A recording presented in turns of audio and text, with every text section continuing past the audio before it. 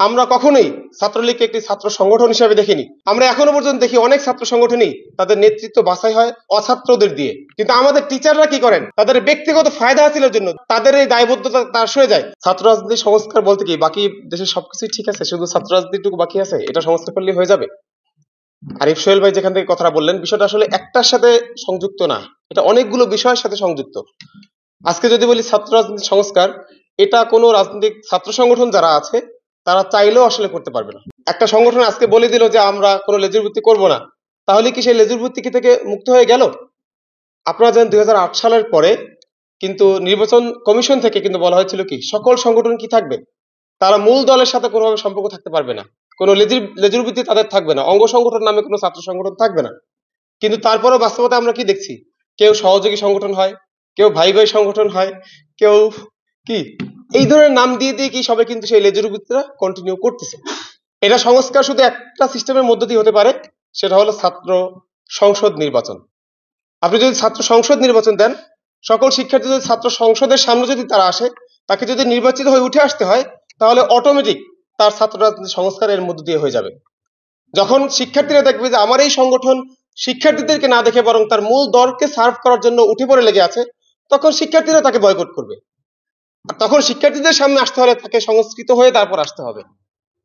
তো এটা কোনো সংগঠন যদি সংস্কার আমরা চাই, ছাত্র রাজনীতি সংস্কার যদি আমরা চাই, তাহলে সেটা হতে হবে এই ছাত্র সংসদগুলোর মধ্য থেকে। যখন একটা শিক্ষার্থী একটা দলকে রিপ্রেজেন্ট করে, তখন কিন্তু সে ওই দলকেই রিপ্রেজেন্ট করলো, কিন্তু যখন সে ছাত্র সংসদে আসার পরে সকল শিক্ষার্থীকে রিপ্রেজেন্ট করা শুরু করে, এর মধ্য দিয়ে মূলত ছাত্র রাজনীতিতে ইনক্লুসিভনেসটা চলে আসে। আমরা এখনো পর্যন্ত দেখি অনেক ছাত্র সংগঠনই তাদের নেতৃত্ব বাছাই হয় অছাত্রদের দিয়ে। ফলে কি হয়, এখানে মধ্যে অনেক বড় একটা জেনারেশন গ্যাপ তৈরি হয়। এই জেনারেশন গ্যাপটা দূর করার জন্য আমার কাছে মনে হয় সকল সংগঠন যদি এই সিদ্ধান্ত নেয় যে তাদের রানিং নেতৃবৃন্দ অবশ্যই কি হবে, ছাত্রত্ব থাকা, এটা যদি প্রথম শর্ত থাকে, তাহলে আশা করা যায় এখানে একটা বড় ধরনের সংস্কার আসতে পারে। কারণ বিগত 15 বছরে তারা শুধু ছাত্রলীগকেই দেখেছে, বাকি অন্য কেউকে আর দেখার সুযোগ পায়নি। কিন্তু আমরা জানি, আমরা যারা রাজনীতি করি, আমরা জানি আমরা কখনোই ছাত্রলীগকে একটি ছাত্র সংগঠন হিসেবে দেখিনি, তাকে সবসময় আমরা সন্ত্রাসী সংগঠন হিসেবে আবির্ভূত হইতে দেখেছি। একটা ছাত্র সংগঠনের যে সিস্টেম থাকা দরকার, একটা ছাত্র সংগঠনের যে ফাংশন থাকা দরকার, সেই রকমের কোনো ফাংশনিং এ আমরা কখনোই ছাত্রলীগকে দেখিনি। আমরা ছাত্রলীগকে দেখেছি ডাকসুতে হামলা করতে, আমরা ছাত্রলীগকে দেখেছি রাজু ভাস্কর্যে হামলা করতে, আমরা ছাত্রলীগকে দেখেছি এই গত বিপ্লবের সময় জাহাঙ্গীরনগর বিশ্ববিদ্যালয়ে হল আটকে হামলা করতে।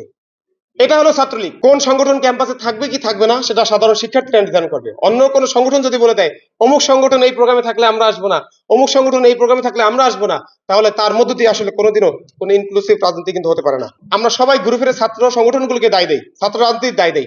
আচ্ছা, আপনাদেরকে বলি, এই যে হলগুলো দখল হয়ে গেছিল, সেটা কি ছাত্র রাজনীতির দোষ?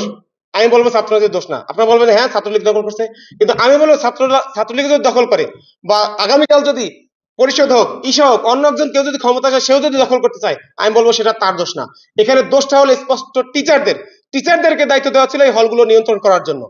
কিন্তু আমাদের টিচাররা কি করেন, সম্মানিত টিচাররা তাদের ব্যক্তিগত ফায়দা হাসিলের জন্য, ব্যক্তিগত উপকারিতা হাসিলের জন্য তারা তাদের এই দায়বদ্ধতা তার সরে যায়। তারা হলগুলো মনে হয় যে সরকার দলীয় ছাত্র সংগঠন থাকে তাদেরকে কি ইজারা দিয়ে দেয়, এর মধ্য দিয়ে তারা নিজেদের ফায়দাটা হাসিল করে। তা আমরা বলবো এই যে হলগুলো দখল হয়ে যায়, এর একমাত্র দায়ভার, সব থেকে বেশি দায়ভার হলো ওই হলগুলোর দায়িত্বে থাকা আমাদের টিচাররা থাকে তাদের। এজন্য শুধু ছাত্র রাজনীতি বলবো না, আমরা বলবো যে শিক্ষকদের রাজনীতি এখানে নিষিদ্ধ করা দরকার।